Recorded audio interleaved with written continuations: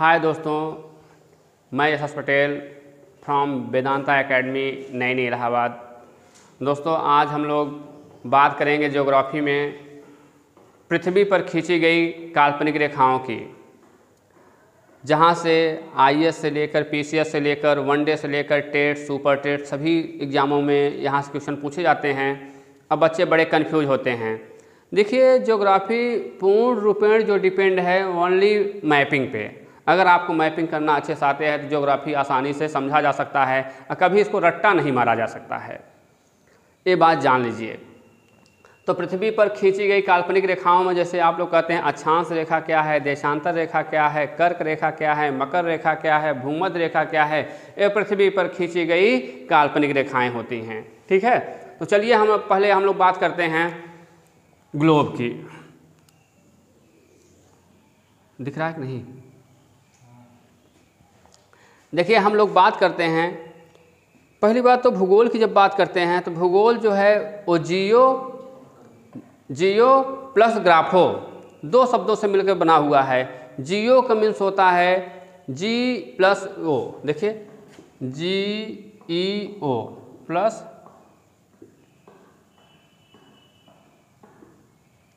जियो, एक दोनों ग्रीक भाषा के शब्द हैं। जियो की जो इंग्लिश होती है वो क्या होती है? अर्थ। ग्राफो का स्टडी करना अर्थात पृथ्वी का अध्ययन करना ही भूगोल कहलाता है। ये तो मैंने ऐसे ही बता दिया। इसके बाद हम मेन बात करने वाले हैं काल्पनिक रेखाओं के बारे में। तो अब देखिए, काल्पनिक रेखाओं के बारे में जो हम बात करते हैं तो आप कहते हैं ऐसी रेखा जो पृथ्वी को दो बराबर भागों में विभाजित कर दे। आप लोग जानते हैं ऐसी रेखा जो पृथ्वी को दो बराबर भागों में विभाजित कर दे, अर्थात ऊपर वाला भाग जो होता है आप लोग जानते हैं ऊपर नॉर्थ होता है, इधर साउथ ईस्ट वेस्ट।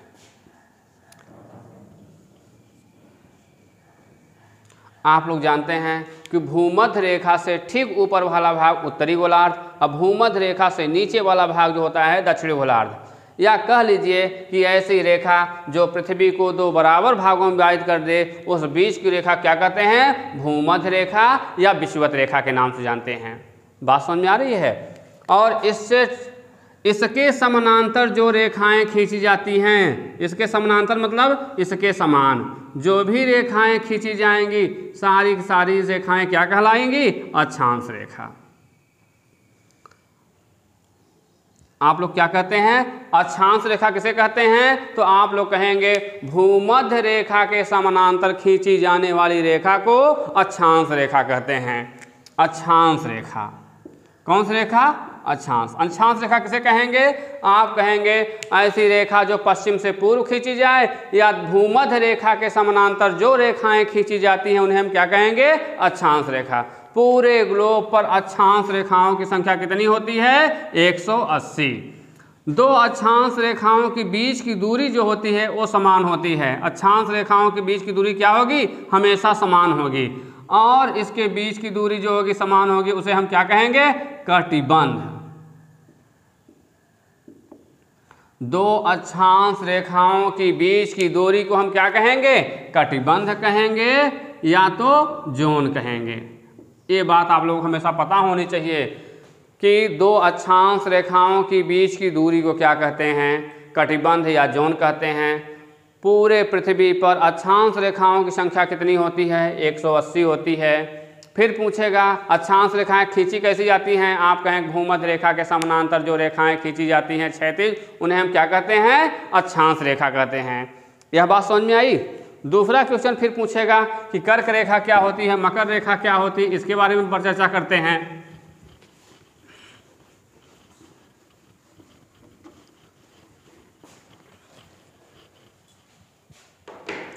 देखिए, अब अगर हम बात करते हैं भूमध्य रेखा के बारे में, आप बताएं ही कि भूमध्य रेखा क्या होती है।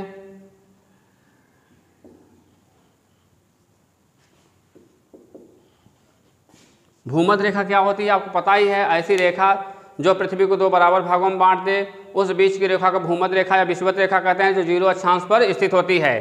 फिर आप कहते हैं इससे ठीक 23.5 डिग्री ऊपर, कितना 23.5 डिग्री नॉर्थ में कौन सी रेखा होती है?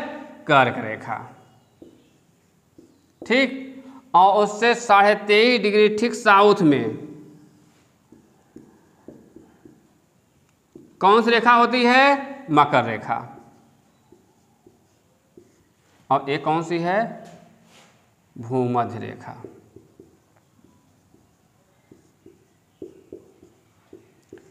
देखिए, काल्पनिक रेखाओं के बारे में आपको ढेर सारी बातें पता चलती हैं। आप लोग जानते हैं कि कर्क रेखा, मकर रेखा, भूमध्य रेखा जो होती हैं ये पृथ्वी पर खींची गई ब्रह्मा विष्णु महेश्वरी के समान होती हैं। इनके बारे में हमें बहुत सारी जानकारी मिलती है। पहली बात तो आप कहते हैं कैसे कैसे क्वेश्चन बनेंगे इसमें। क्वेश्चन पहली बात मोटे तौर पर ऐसे बनेगा कि भूमध्य रेखा स्थित होती है कितने अक्षांश पर? 0 अक्षांश पर 23.5 पर, साउथ में 23.5, नॉर्थ में या 66.5 पे, कुछ भी दे सकता है। तो भूमध्य रेखा किस पर होती है? 0 अक्षांश पे। कर्क रेखा स्थित होती है 23.5 डिग्री नॉर्थ में। मकर रेखा स्थित होती है 23.5 डिग्री साउथ में। यह बात समझ में आ रही है इनके बारे में कि कर्क रेखा कहाँ स्थित होती है, मकर रेखा कहाँ स्थित होती है, भूमध्य रेखा कहाँ स्थित होती है।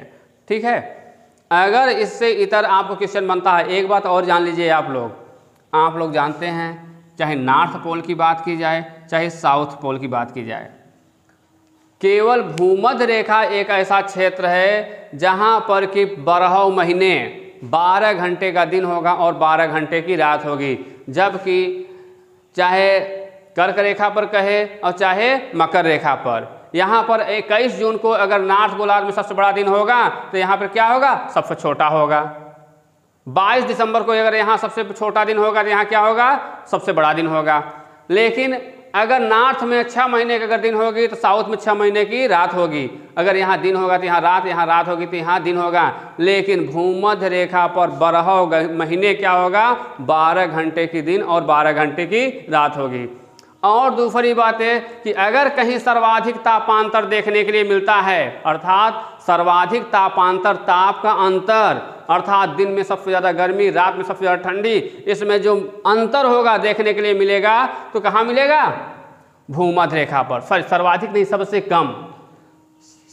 कम तापांतर अगर कहीं देखने को मिलता है तो कहाँ पर? भूमध्य रेखा पर। ताप का अंतर सबसे कम मिलेगा। क्यों मिलेगा? क्योंकि आप लोग कहते हैं यहाँ 12 घंटे का दिन होगा और 12 घंटे की रात, 12 महीना ऐसा होगा तो यहाँ पर तापांतर सबसे कम होगा ना भूमध्य रेखा पर। और भूमध्य रेखा की सबसे बड़ी बात होती है कि यहाँ पे जो बरसात होती है, देखिए रेखाओं से हमें ढेर सारी चीज़ें क्लियर होती हैं। पहली बात है स्थिति के बारे में, दूसरी बात है तापमान के बारे में, लवणता के बारे में, ढेर सारी चीज़ें हमें इन रेखाओं से पता चलती है। खैर, जो जिस बात पे हम पर चर्चा करने वाले हैं उसकी हम बात करते हैं। देखिए, इससे हम महाद्वीप की बात भी करते हैं, क्योंकि पृथ्वी पर महाद्वीपों की संख्या कुल कितनी है? 7 महाद्वीप हैं। कितने महाद्वीप हैं? 7 महाद्वीप। सबसे बड़ा महाद्वीप कौन सा है? एशिया महाद्वीप। और सबसे छोटा महाद्वीप कौन सा है? ऑस्ट्रेलिया महाद्वीप। देखिए, हम बात तो कर रहे थे कि अक्षांश रेखा, देशांतर रेखा की, कर्क रेखा, मकर रेखा की, लेकिन कॉन्टिनेंट इसलिए क्योंकि यहाँ से रेखाओं से क्वेश्चन बनते हैं, इसलिए इसी लागे हम इसको बता देना चाह रहे हैं।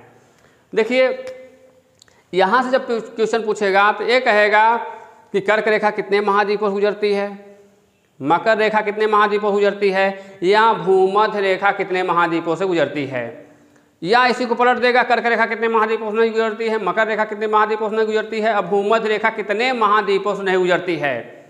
या कितने महाद्वीप ऐसे हैं जिससे कर्क रेखा, मकर रेखा, भूमध्य रेखा तीनों गुजरे हैं, या कितने महाद्वीप ऐसे हैं जिससे न कर्क रेखा गुजरे, न मकर रेखा, न भूमध्य रेखा, अर्थात कोई रेखा न गुजरे। मेरी बात समझ में आ रही है? तो इसको देखिए मैपिंग के द्वारा हमें बहुत आसानी समझ में आ जाएगा। देखिए, इसे हम कहेंगे उत्तरी अमेरिका महाद्वीप, उत्तरी अमेरिका।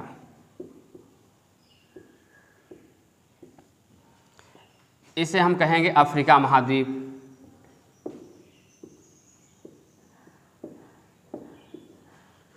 इसे हम कहेंगे एशिया महाद्वीप,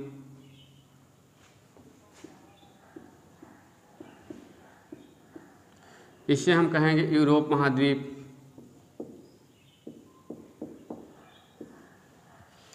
इसे हम कहेंगे ऑस्ट्रेलिया महाद्वीप,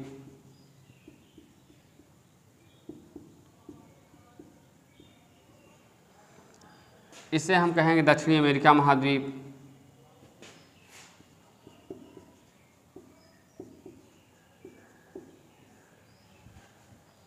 इसे हम कहेंगे आर्कटिक महासागर।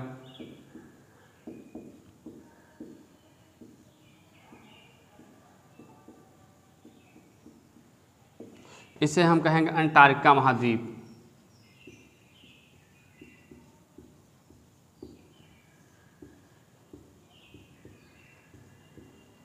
बात समझ में आ रही है? देखिए, चाहे कर्क रेखा के बारे में पूछे, चाहे भूमध्य रेखा के बारे में पूछे, और चाहे मकर रेखा के बारे में पूछे, रेखाएं कितनी हैं? आपने कहा 3। हर रेखा कितने महाद्वीपों से गुजर रही है? 3। चाहे कर्क रेखा से पूछे, सबसे कॉमन बात क्या है? कर्क रेखा कितने महाद्वीपों से गुजर रही है? 3।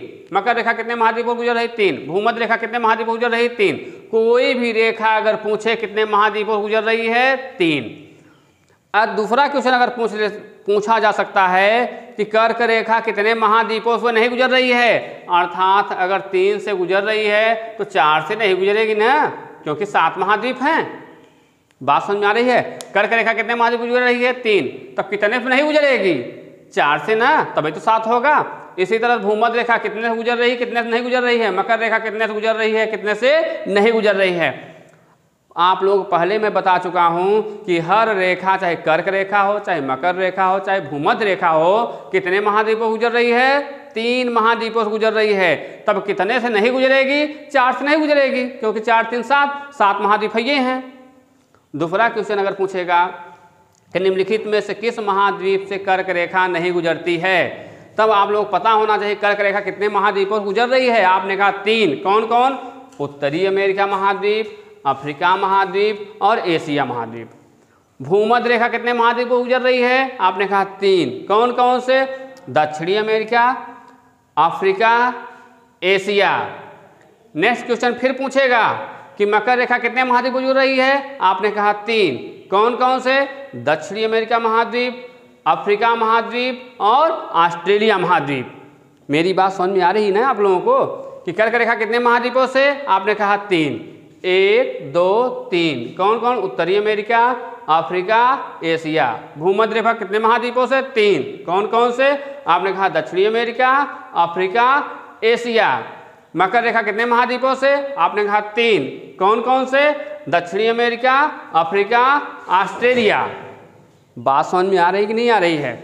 अब नेक्स्ट क्वेश्चन अगर इसे पूछना होगा तो ऐसे पूछेगा कि कितने महाद्वीप ऐसे हैं जिससे कर्क रेखा, मकर रेखा, भूमध्य रेखा तीनों गुजरे हैं? तो मात्र एक महाद्वीप ऐसा दिख रहा है जिससे कर्क रेखा, मकर रेखा, भूमध्य रेखा तीनों गुजर रही हैं। दिख रहा है? 1 2 3। कौन सा महाद्वीप है?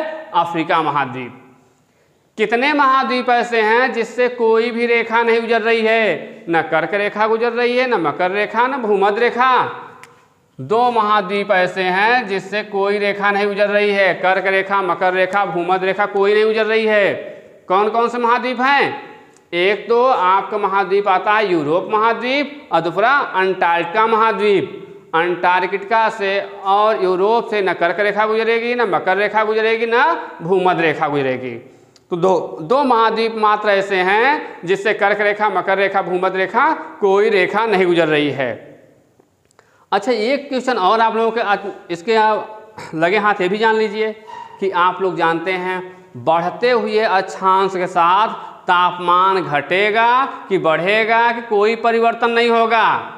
ऐसा भी क्वेश्चन बन सकता है ना। बढ़ते हुए अक्षांश के साथ मतलब कैसे?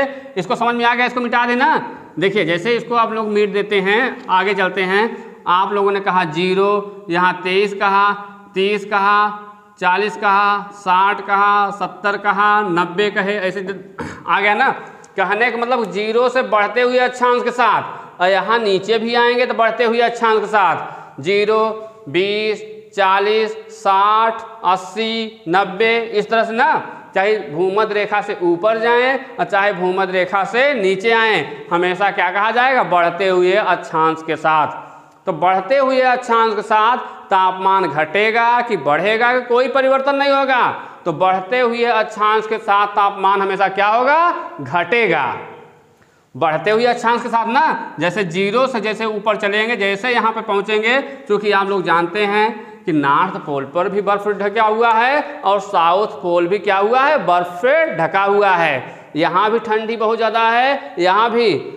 और पूरे भूमध्य रेखा पर 12वां महीना सूर्य क्या होगा, 12 घंटे लंबवत चमकता है। अर्थात यहाँ 12वां महीना 12 घंटे के दिन होती है और 12 घंटे की रात होती है। अर्थात सर्वाधिक अगर कहीं तापमान देखने के लिए मिलता है आपको, तो कहाँ पर देखने को मिलता है, भूमध्य रेखा पर। क्योंकि यहाँ आपको 12 घंटे का दिन होता है और 12 घंटे की रात होती है। अगर 12 घंटे का यहाँ पर दिन भी होगा तो यहाँ पर सूर्य का प्रकाश सबसे ज़्यादा होगा, और सबसे ज़्यादा होगा तो पानी का कंडेंस यहाँ सबसे ज़्यादा होगा, और पानी वाष्पोत्सर्जन भी ज़्यादा होगा तो यहाँ पे बादल भी ज़्यादा बनेंगे, बादल भी ज़्यादा बनेंगे तो बरसात भी ज़्यादा होगी। तो पूरे पृथ्वी पर सर्वाधिक कहीं अगर बरसात होती है तो कहाँ होती है, भूमध्य रेखा पर। अगर भूमध्य रेखा पर सबसे अधिक बरसात होगी तो वहाँ पर पेड़ पौधों की मात्रा भी ज़्यादा होगी ना। अगर पेड़ पौधों की ज़्यादा मात्रा होगी, अर्थात उष्णकटिबंधीय सदाबहारी वन अगर कहीं पाए जाएंगे सबसे अधिक मात्रा में, तो भूमध्य रेखा पर। भूमध्य रेखा पर किस प्रकार के वन पाए जाएंगे, उष्णकटिबंधीय सदाबहारी वन। क्यों पाए जाएंगे, क्योंकि यहाँ वर्ष भर बरसात होती है, 12 घंटे वर्ष, यहाँ पर हर 4 बजे के नियर अबाउट प्रतिदिन बरसात होती है। अगर तापमान अच्छी है, हवा अच्छा है और पानी ज़्यादा मिल रहा है तो यहाँ तो वन की संख्या बढ़ेगी बढ़ेगी। अगर वन होंगे तो भूमध्य रेखा पर किस तरह के वन होंगे, उष्णकटिबंधीय सदाबहारी वन। बात समझ में आ रही है कि अगर इस तरह से वन पाए जाएंगे, भूमध्य रेखा पर किस प्रकार के वन पाए जाएंगे, उष्णकटिबंधीय सदाबहारी वन पाए जाएंगे। ये बात समझ लीजिए। दूसरी बात कि पूरे पृथ्वी पर सर्वाधिक जैव विविधता कहाँ पाई जाएगी। जैव विविधता मतलब है जीवों की विविधता। तो जीवों की विविधता वहाँ पाई जाएगी जहाँ विविध प्रकार के जीव जंतु पेड़ पौधे पाए जाते हैं। विविध प्रकार के जीव जंतु पेड़ पौधे कहाँ पाए जाएंगे, भूमध्य रेखा पर ही पाए जाएंगे ना, क्योंकि विभिन्न प्रकार की वनस्पतियाँ होंगी, विभिन्न प्रकार के कीड़े मकोड़े जीव जंतु यहाँ पाए जाएंगे। इसलिए पूरे पृथ्वी पर सर्वाधिक जैव विविधता कहाँ पाई जाएगी, भूमध्य रेखा पर। यह बात समझ में आई। तो देखिए आप लोग क्या क्या बातें समझ में आई। पहली बात रेखा के बारे में कि कर्क रेखा कितने महाद्वीपों से, मकर रेखा कितने महाद्वीपों, भूमध्य रेखा कितने महाद्वीपों गुजरती है, कितने महाद्वीपों नहीं गुजरती है। पहले टाइप का क्वेश्चन तो ये आपको समझ में आया। दूसरे आपको समझ में आया कि सर्वाधिक तापमान कहाँ होता है। तीसरा क्वेश्चन ये समझ में आया कि उष्णकटिबंधीय वन कहाँ पाए जाते हैं। चौथा क्वेश्चन ये समझ में आया कि सर्वाधिक जैव विविधता अगर पृथ्वी पर पाई जाती है तो कहाँ पाई जाती है, भूमध्य रेखा पर। और अक्षांश रेखाएं क्या होती हैं लास्ट में मैं फिर बता दूं। ऐसी रेखा जो भूमध्य रेखा के समानांतर खींची जाए उस रेखा को आप लोग क्या कहते हैं, अक्षांश रेखा। पूरे ग्लोब पर अक्षांश रेखाओं की संख्या कितनी होती है, 180। 2 अक्षांश रेखाओं के बीच की दूरी कितनी होती है, 111.13 किलोमीटर। 2 अक्षांश रेखाओं के बीच की दूरी क्या कहते हैं, कटिबंध कहते हैं या जोन कहते हैं। बात समझ में आ रही है। अक्षांश रेखाएं काहे के बारे में बताती हैं, स्थिति के बारे में बताती हैं। बात समझ में आई। अब चलिए हम बात करते हैं, एक क्वेश्चन और अब छूट रहा है कि भारत परिप्रेक्ष्य में कौन सी रेखा गुजरती है। भारत से कर्क रेखा गुजरती है कि मकर रेखा गुजरती है कि भूमध्य रेखा गुजरती है। तो भारतीय परिप्रेक्ष्य में कहा जाए तो भारत से कौन सी रेखा गुजरती है, भारत से कर्क रेखा गुजरती है। कौन सी रेखा गुजरती है, कर्क रेखा। अगर कर्क रेखा भारत से गुजरती है तो भारत के कुल कितने राज्यों से, कर्क रेखा भारत के कुल 8 राज्यों से गुजरती है। कितने राज्यों से नहीं गुजरती होगी, 20 राज्यों से, क्योंकि भारत में इसमें कितने राज्य हैं, 28 राज्य, 8 केंद्र शासित प्रदेश हैं। अगर मान लीजिए 8 से कर्क रेखा गुजरती होगी तो कितने से नहीं गुजरती होगी, 20 नहीं गुजरती होगी। अब क्वेश्चन पूछेगा निम्नलिखित में से किस राज्य से कर्क रेखा गुजरती है, या निम्नलिखित में से किस राज्य से मकर रेखा नहीं गुजरती है। या पूछेगा कर्क रेखा पूरब से पश्चिम इसका क्रम बताइए, किन किन राज्यों से होकर गुजर रही है। तो कैसे याद होगा, इसके लिए एक फार्मूला है ना। फार्मूला क्या है, गुराम छझाप त्रिमी, यहाँ लिख लीजिए त्रिमी। आप लोग लिखेंगे गुराम छझाप त्रिमी से कर्क रेखा गुजरती है। एक लाइन आपने बनाई ना, क्या गुराम छझाप त्रिमी से कर्क रेखा गुजरती है। अब गु से क्या हो जाता है, आप लोग जानते हैं गुजरात। रा से क्या हो जाता है, राजस्थान। म से क्या हो जाता है, मध्य प्रदेश।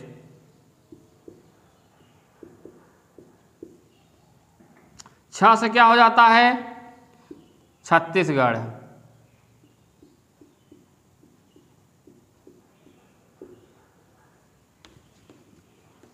झा से क्या हो जाता है, झारखंड। नीचे तक आ रहा है कि नहीं। प से क्या हो जाता है, पश्चिम बंगाल। सॉरी, पश्चिम बंगाल। त्रि से क्या हो जाता है, त्रिपुरा। मी से क्या हो जाता है, मिजोरम। यह बात समझ में आई। गु से गुजरात, रा से राजस्थान, म से मध्य प्रदेश, छ से छत्तीसगढ़, झ से झारखंड, प से पश्चिम बंगाल, त्रिपुरा, मी से मिजोरम। तो आज हम लोगों ने बात की काहे के बारे में, काल्पनिक रेखाओं में कर्क रेखा, मकर रेखा, भूमध्य रेखा, भारतीय परिप्रेक्ष्य में भी मैंने देखा कौन सी रेखा गुजरती है, कर्क रेखा गुजरती है। कितने राज्यों से, 8 राज्यों से कितने गुजरती है, 20 राज्यों से नहीं गुजरती है। तो इसके बारे में हमें ढेर सारे क्वेश्चन की जानकारी मिली। ठीक है, अब हम लोग बात करते हैं देशांतर रेखा के बारे में। ठीक है, नेक्स्ट वीडियो में हम देशांतर रेखा के बारे में बात करेंगे। धन्यवाद। कितने मिनट में बनी?